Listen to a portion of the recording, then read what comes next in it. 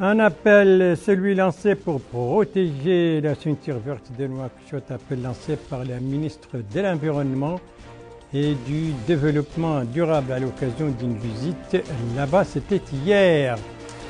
Une création, celle au Guidimaha, d'une coordination pour l'action des associations régionales pour la protection des ressources naturelles. Des affiches, celles des demi-finales de la CAN U20, ce sera lundi prochain au stade olympique de Nouakchott, Tunisie, Ouganda, Ghana, Gambie. Voilà pour les principaux titres de votre journal, mesdames, messieurs. C'est parti. Mesdames, messieurs, bonsoir et bienvenue à votre 22h de ce samedi 27 février 2021. 22h que nous commençons par une page environnementale avec cet appel donc lancé pour la protection de la ceinture verte de Nouakchott, appel lancé par la ministre de l'Environnement et du Développement durable. C'était hier à l'occasion d'une visite que la ministre a effectuée dans certaines zones de cette ceinture, notamment les blocs 9, 10 et 11, donc de cette ceinture qui joue un rôle fondamental pour la ville de Nouakchott, comme l'a constaté Bokar Baylaba. La ceinture verte de Nouakchott vise à assurer la protection de la ville contre l'envahissement par le sable provenant des dunes. Et pour s'assurer de la situation de ce dispositif, la ministre de l'Environnement et du Développement durable, Mariam Bekaï, a visité les blocs 9, 10 et 11. Et c'était en présence du Wali de Nouakchott Nord et d'autres autorités administratives et sécuritaires. Ces blocs en question connaissent un défrichage non autorisé et une sédentarisation anarchique dans cette partie de la ceinture devenue une forêt classée pouvant arrêter l'avancée des dunes. Donc nous nous trouvons aujourd'hui à la ceinture verte de Nouakchott, la nouvelle ceinture verte de Nouakchott, qui couvre une superficie d'à peu près 2000 hectares et qui a fait l'objet d'un décret de classement qui a été adopté en Conseil des ministres en 2016 et qui dit, selon le code de forestier, que toute forêt classée est interdite donc à toute activité.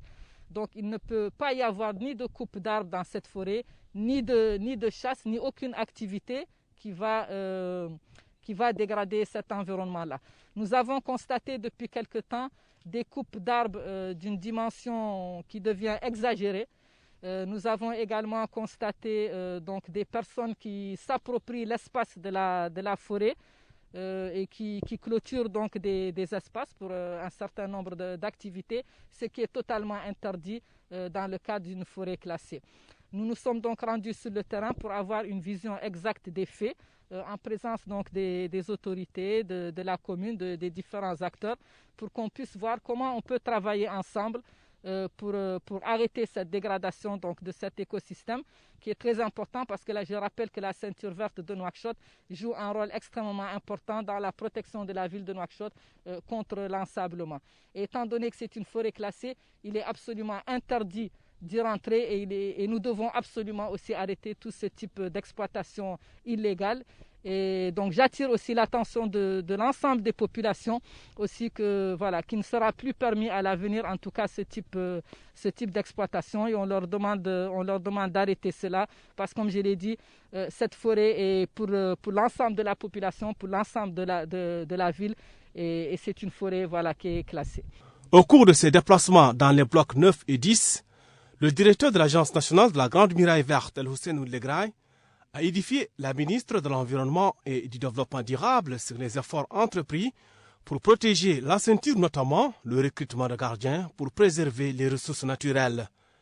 Mariam Bekaï a pu voir sur le terrain des troncs d'arbres coupés saisis par les services de son département.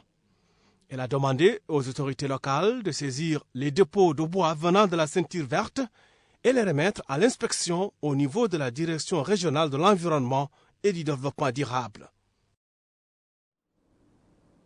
Et ça, c'était donc à l'occasion de la visite que la ministre de l'Environnement et du Développement durable, Mme Mariam Bekaï, a effectuée hier dans certaines zones de cette ceinture verte donc, de Nouakchott, ceinture pour laquelle elle a lancé un appel pour sa protection compte tenu de l'importance de son rôle pour la ville de Nouakchott dans le cadre de la lutte contre l'ensemblement. Voilà, après l'environnement, le pédagogique, avec cette activité organisée aujourd'hui par la coordination de l'enseignement fondamental, activité qui s'est déroulée dans la salle de réunion ou d'exposition du musée national. Alors, sous quel thème cette activité a-t-elle été organisée? Élément de réponse avec Mohamed Khattat. La formation continue est une revendication syndicale par excellence. Tel est le thème sur lequel a démarré aujourd'hui à Nouakchott un séminaire organisé par la coordination de l'enseignement fondamental pour débattre du décret 040-2019 et du rôle de l'enseignant dans la réforme éducative en cours dans le pays. L'occasion pour le conseiller technique chargé des syndicats au sein du ministère de l'Éducation nationale, de la réforme technique et de la réforme, M. Mohamed Sidi Merzoug, de souligner l'importance de ce séminaire, affirmant que le ministère de l'Éducation nationale est en passe d'élaborer un arrêté qui prendra en compte les différentes observations retenues par les syndicats, lesquelles s'y reconnaîtront et ainsi dissipera leurs craintes. De son côté, le coordinateur de l'enseignement fondamental, M. Mohamed Dali, a fait remarquer que l'opération pédagogique exige l'échange d'expériences pour atteindre l'objectif recherché et d'affirmer que le secteur de l'éducation, et particulièrement celui du fondamental, constitue le point de départ de toute réforme et partant les enseignants sont les artisans de l'évolution et les cavaliers du progrès hier, aujourd'hui et demain. D'où l'impérieuse nécessité, dira-t-il, de les écouter et de leur accorder une place prépondérante dans toute structure visant à rehausser le niveau de toute opération pédagogique.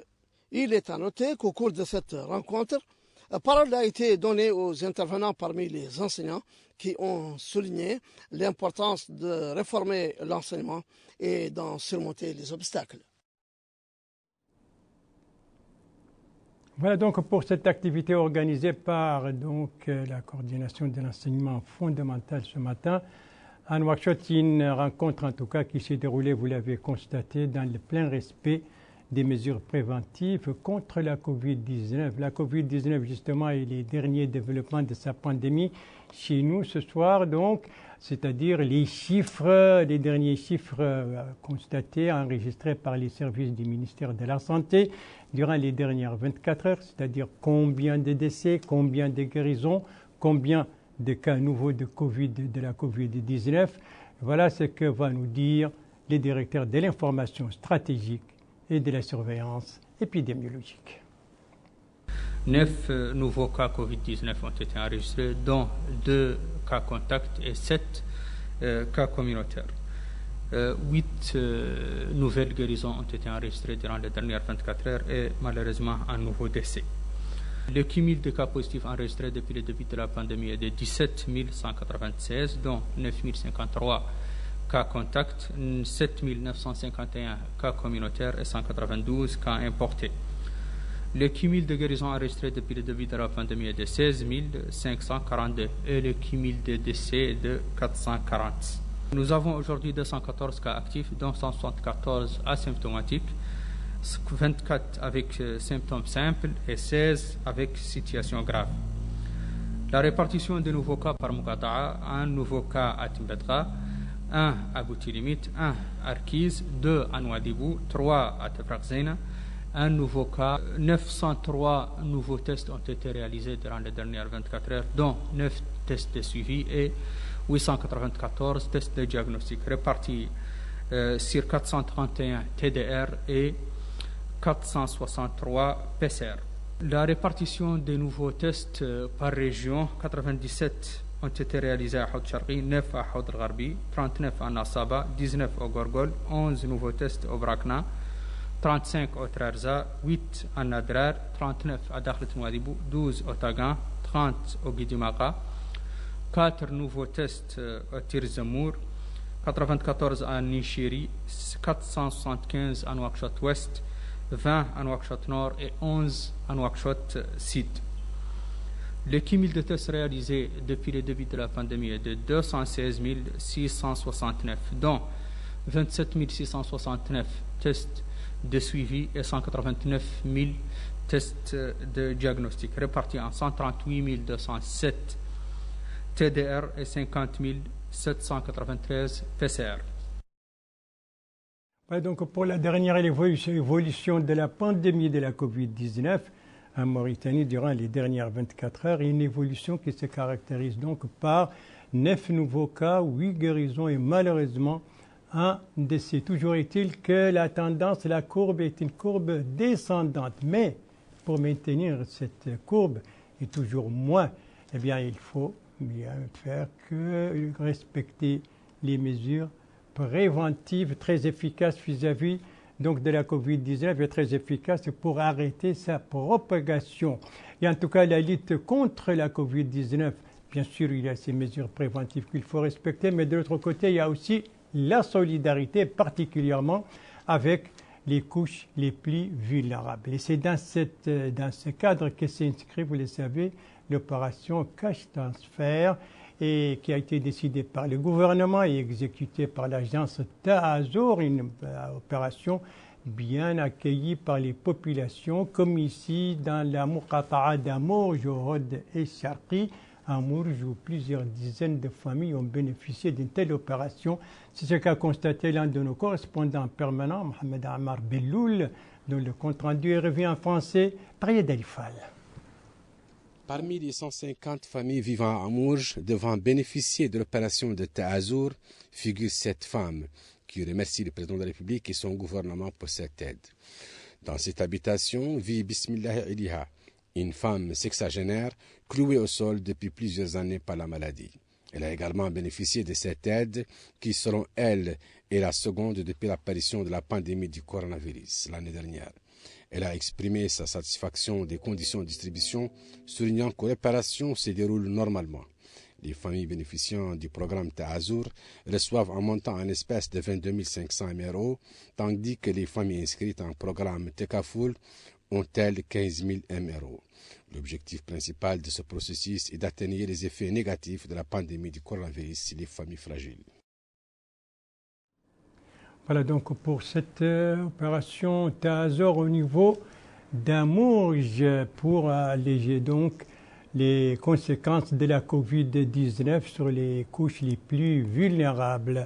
Et également, dans le cadre de cette lutte, les organisations de la société civile s'activent et amènent leurs grains, donc leur aide pour les populations rurales. C'est notamment le cas dans la commune de Tagilalet qui relève de la Muqata'a de Medardra. Et là, le groupe des associations de la société civile s'active donc pour aider les populations rurales à se fixer, et cela dans différents domaines, donc dans les domaines médicaux, mais aussi dans les domaines scolaires et aussi dans le domaine de l'agriculture. C'est ce qu'a constaté l'un de nos correspondants permanents au Trarza, Abdallah Yeslim, dont le compte-rendu est revu en français par Mohamed El-Khattat.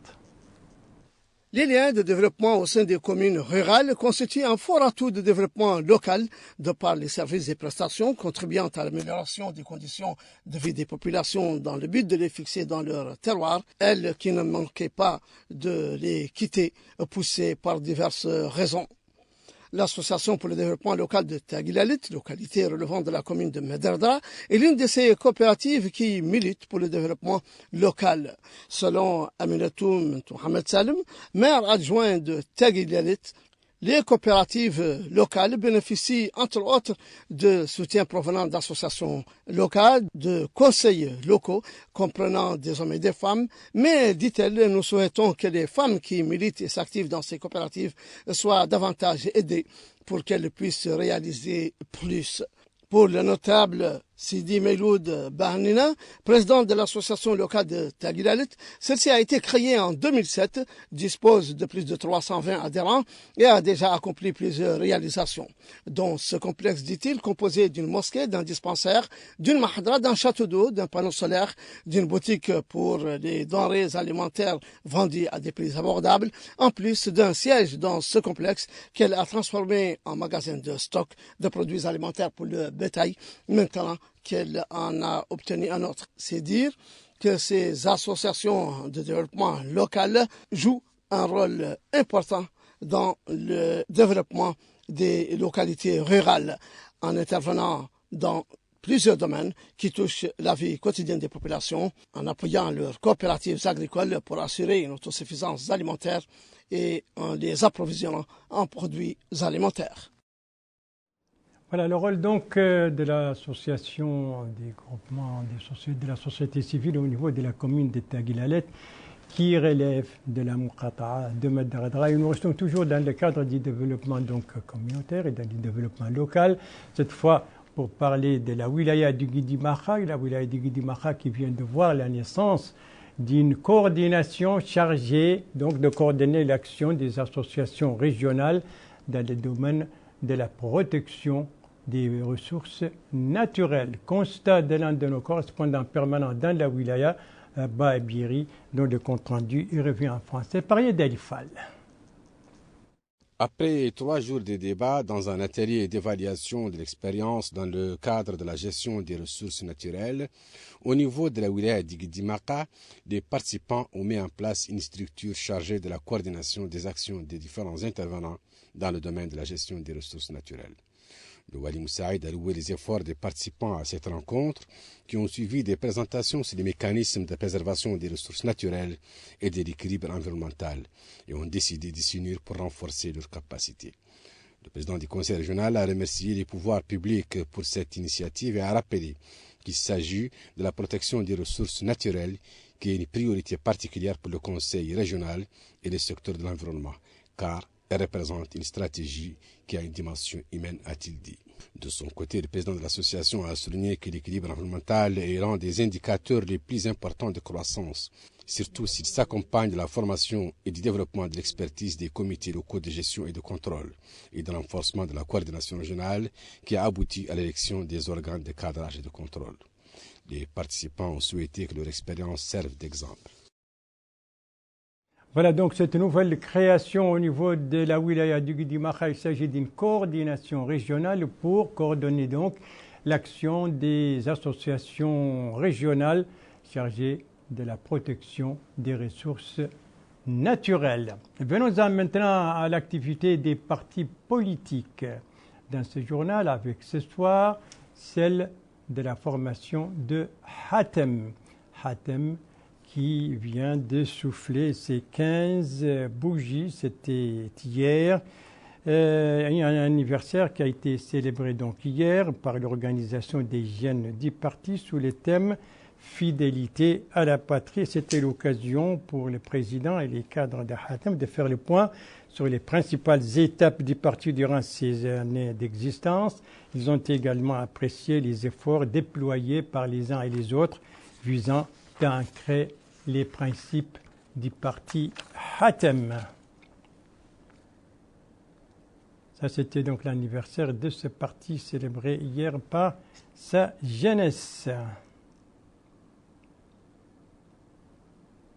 Après les partis politiques, les activités des organisations non gouvernementales avec, donc on doit voir les images, les voilà, avec ce soir celle de l'association mauritanienne de lutte contre la tuberculose et le sida. Eh bien, cette ONG a animé aujourd'hui une conférence de presse, c'était ce matin à son siège au XAR, conférence organisée en collaboration avec le projet de lutte contre le tabagisme et l'organisation régionale Ataka qui soutient les ONG agissant dans ce domaine. L'occasion pour la secrétaire générale de cette organisation d'insister sur la nécessité d'appliquer et de faire respecter la loi sur la lutte contre le tabagisme, surtout par les sociétés qui dépensent des sommes énormes pour la publicité pour le tabac.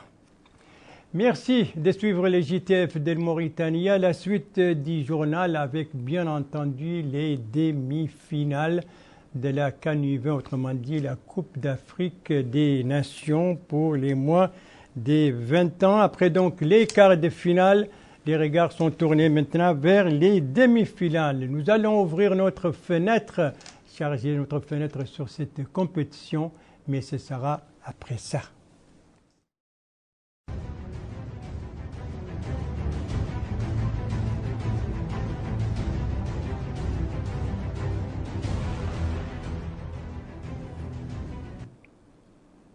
Voilà, c'est donc pause dans la compétition de la CAN U20 une pause pour la compétition et pour permettre aux joueurs qui vont participer aux demi-finales de récupérer avant d'entamer donc les matchs. Mais revenons en attendant sur les matchs d'hier, des derniers quarts de finale qui se sont déroulés hier, tant à Nouakchott qu'à Ouadhibou. Qui a rencontré qui et quels sont les résultats? Un rappel avec Boubacar Baïleba. Opposé à la Tunisie au stade municipal de Nouadhibou, le Maroc s'est incliné hier soir au tir au but. Les deux équipes n'ont pas pu se départager après les 90 minutes de jeu réglementaire. Le score n'a pas non plus changé après les 30 minutes de prolongation. Ce sont les Tunisiens qui ont eu les nerfs plus solides en marquant leurs 4 tirs au but alors que le Maroc est resté à un seul tir marqué. L'autre quart de finale a également réservé une surprise. Longtemps considérée comme un outsider, la Gambie s'est imposée 3-0 face à la République centrafricaine hier soir au stade olympique de Nouakchott. Le coach de la Gambie reste modeste et prudent. Il estime que son équipe dispose de solides arguments pour soulever le trophée de la compétition. De son côté, le coach de la République centrafricaine, Sébastien Ngato, affirme que ses poulains ont bien rivalisé avec les Gambiens, mais ils ont manqué de réalisme et d'efficacité offensive.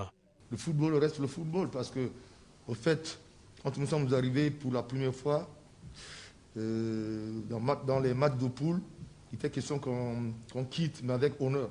Nous sommes arrivés et maintenant, je me suis retrouvé aujourd'hui avec une équipe bien aguerrie parce que sur le papier, ça c'est peut-être la 3e participation pour cette équipe-là. Ils sont bien aguerris, bien organisés. Donc nous, on était surpris dès l'entrée du jeu par un but. Et après, on a essayé de s'organiser, c'est déjà un peu tard. Et non seulement ça, le football tel qu'on le dit a les règles. D'ici, avant-hier, il y a un qui était blessé et puis il y a eu suspension. Ça fait qu'il y a eu peut-être un changement brutal au niveau de l'ossature de l'équipe, ce qui a failli qu'on a perdu. Mais c'est une leçon pour nous, on va essayer de voir, on va continuer de travailler. En définitive, les fauves de la République centrafricaine voient leur rêve brisé, eux qui participaient à la première phase finale de leur histoire.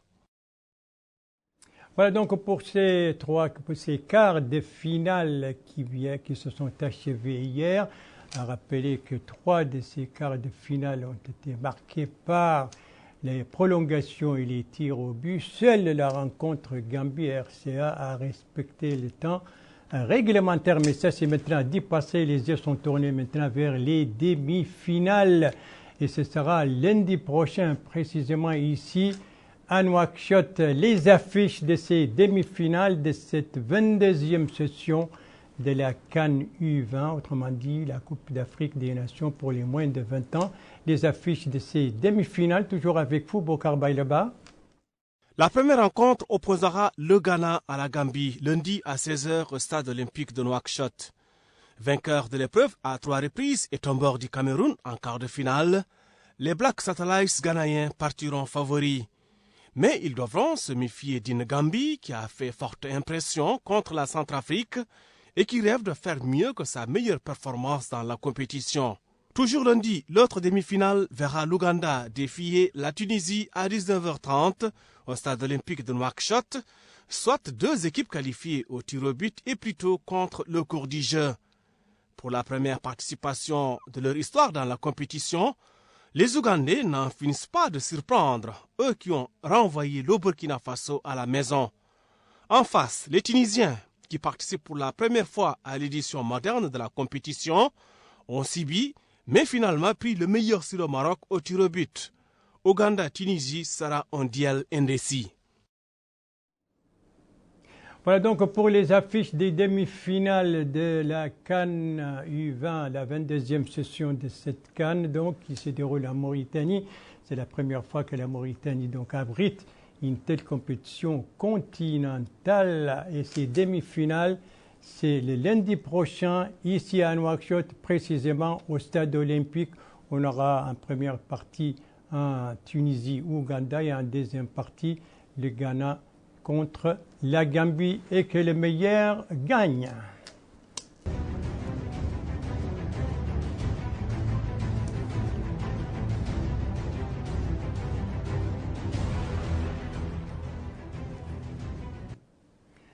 Ainsi s'achève ce journal. Merci à vous, madame, mademoiselle, monsieur, de l'avoir suivi. Merci bien entendu aux équipes rédactionnelles et techniques qui ont participé à sa conception. Je vous en rappelle les principales informations. Ici, c'était hier à la ceinture verte, visite de la ministre de l'Environnement et du Développement durable, l'occasion pour elle de lancer un appel pour la protection de cette ceinture très vitale pour Nouakchott. Ici, c'est cette nouvelle création au niveau de la wilaya du Guidi-Maha, une coordination pour coordonner les actions des associations régionales pour la protection des ressources naturelles. Et ici, bien entendu, c'est les demi-finales de la CAN U20 ici à Nouakchott. Ce sera lundi prochain. Tunisie, Ouganda, Ghana, Gambie.